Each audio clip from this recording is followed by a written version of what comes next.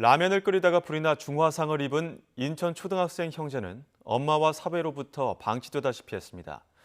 이웃들은 세 차례나 아이들 엄마를 방임 학대로 신고했지만 전문 보호기관은 코로나19를 이유로 제대로 대응하지 못했습니다.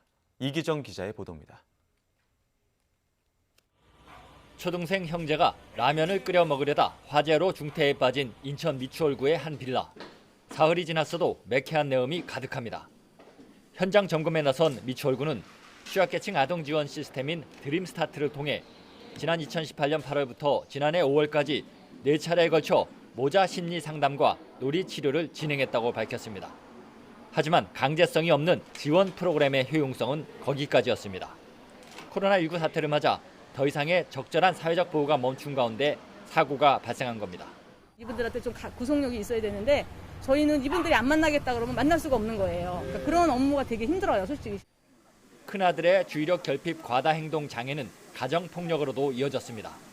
이웃 주민들은 2년 전부터 3차례나 아이들에 대한 방임 학대 건으로 아이들의 엄마를 신고했고 경찰 수사도 받았습니다.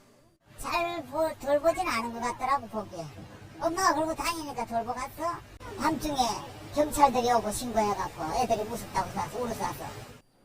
인천시 교육청은 돌봄 서비스와 취약계층 학생에 대한 중식비 제공 등의 인프라를 구축했지만 이런 사건이 발생해 안타깝다고 밝혔습니다.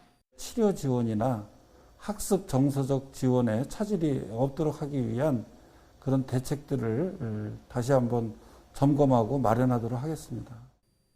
중태에 빠진 아이들의 치료 지원을 위해 미추홀구는 병원 인근에 거처를 마련해주고 의료비 등 긴급지원금 300여만 원을 지원했습니다. 인천시와 교육청은 초록우산 어린이재단, 사회복지 공동모금회 등 각급 사회단체와도 공동으로 대응해 나가기로 했습니다. 하지만 이런 대책으로 복지 사각지대에 놓여 있는 또 다른 아이들을 촘촘히 관리할 수 있을지는 의문입니다. YTN 이기정입니다.